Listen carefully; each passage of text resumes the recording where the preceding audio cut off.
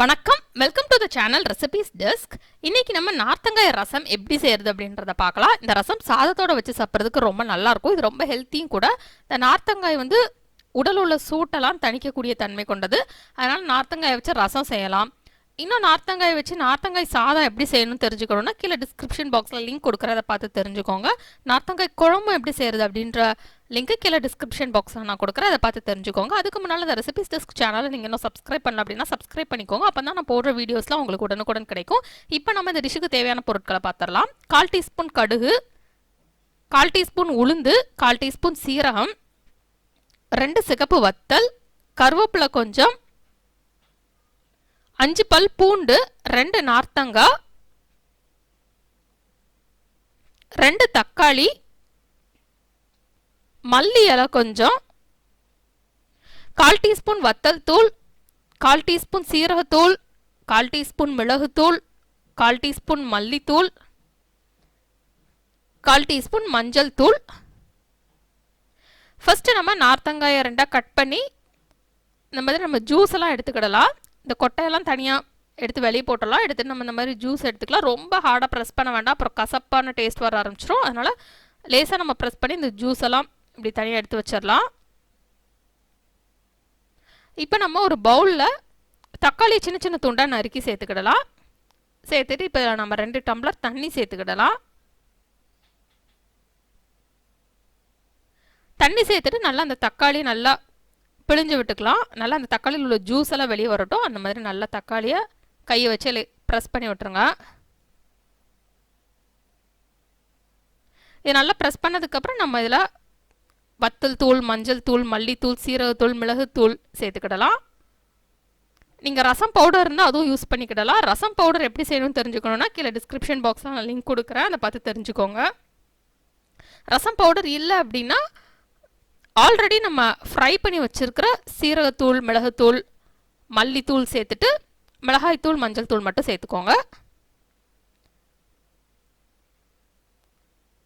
இதில் மிளகுத்தூள், மல்லித்தூள், சீரகத்தூள் மட்டும் ட்ரை ஃப்ரை பண்ணி நம்ம அரைச்சி வச்சுருக்கிற பவுடர் இருந்தது அப்படின்னா சேர்த்துக்கிடலாம். இல்லைன்னா நீங்கள் அப்போவுமே ட்ரை ஃப்ரை பண்ணி சேர்த்துக்கோங்க அரைச்சி. இப்போ நம்ம இதுக்கு தேவையான அளவு உப்பு சேர்த்துடலாம். இப்போ நம்ம இதை நல்லா மிக்ஸ் பண்ணி விட்டுறலாம். நல்லா அந்த தூள் வகையிலலாம் கட்டி இல்லாமல் இருக்கணும். நல்லா அதை மிக்ஸ் பண்ணி விட்டுருங்க. இப்போ இதை நல்லா மிக்ஸ் பண்ணியாச்சு. இப்போ இதை நம்ம அப்படியே மூடி வச்சிடலாம்.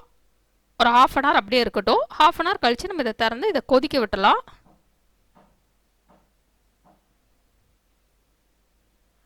நீங்கள் 10 நிமிஷம் வச்சா கூட போதும். 1/2 அன் ஹவர் அந்த தக்காளியில் உள்ள தண்ணி எல்லாமே நல்லா அந்த தூள் வகைகள்லாம் நல்லா மிக்ஸ் ஆகி இருக்கிறப்போ அந்த டேஸ்ட் நல்லாயிருக்கும். குறைந்தபட்சம் 10 நிமிஷம் வச்சாலே போதும். இப்போ நம்ம இதை நல்லா கொதிக்க விட்டுறலாம். இது நல்லா கொதிக்கணும். நல்லா அந்த தக்காளியெல்லாம் சாஃப்ட் ஆகணும். அது வரைக்கும் இது நல்லா கொதிக்கணும். நல்லா அந்த தூள் வகையில் இருக்கிற பச்சை வாசனையெல்லாம் போகணும். அது வரைக்கும் இதை நல்லா கொதிக்க விட்டுடலாம். இது நல்லா கொதித்ததுக்கப்புறம் நம்ம ஸ்டவ் ஆஃப் பண்ணிவிட்டு தனியாக எடுத்து வச்சிடலாம். இப்போ ஒரு கடாய் எடுத்துடலாம். எடுத்துகிட்டு அதில் 2 டேபிள் ஸ்பூன் எண்ணெய் சேர்த்துக்கிடலாம். இப்போ எண்ணெய் நல்லா சூடாகட்டும். எண்ணெய் நல்லா சூடானதுக்கப்புறம் இதில் கடுகு சேர்த்துடலாம்.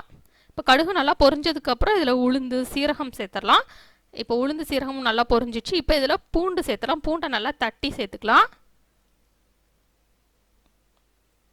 இப்போ சேர்த்தாச்சு. இப்போ இதை நல்லா ஃப்ரை பண்ணிடலாம். இது ஃப்ரை ஆனதுக்கப்புறம் இதில் நம்ம வத்தல் சேர்த்துடலாம். வத்தலை நல்லா சின்ன சின்ன துண்டாக பிச்சு சேர்த்து அதையும் நல்லா ஃப்ரை பண்ணி விட்டுடலாம். இப்போ இதில் கருவேப்பிலை சேர்த்துடலாம். சேர்த்துட்டு இப்போ அதையும் நல்லா ஃப்ரை பண்ணிடலாம். இப்போ இது நல்லா ஃப்ரை ஆயிடுச்சு. நெக்ஸ்ட் இதில் நம்ம கொதிக்க வச்சுருந்தாலும் அது அப்படியே உள்ளே சேர்த்துடலாம். இப்போ இது அப்படியே உள்ளே சேர்த்தாச்சு.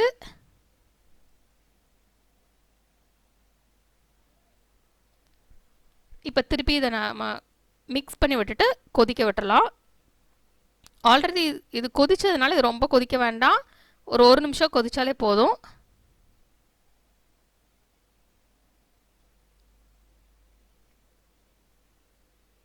இப்போ கொதிக்க ஆரம்பிச்சிருச்சு.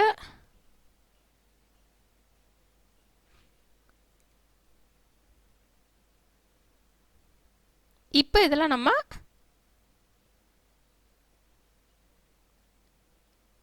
இப்படி கொதிக்க ஆரம்பித்து 1 நிமிஷம் வந்த பிறகு நம்ம ஸ்டவ் ஆஃப் பண்ணிடலாம்.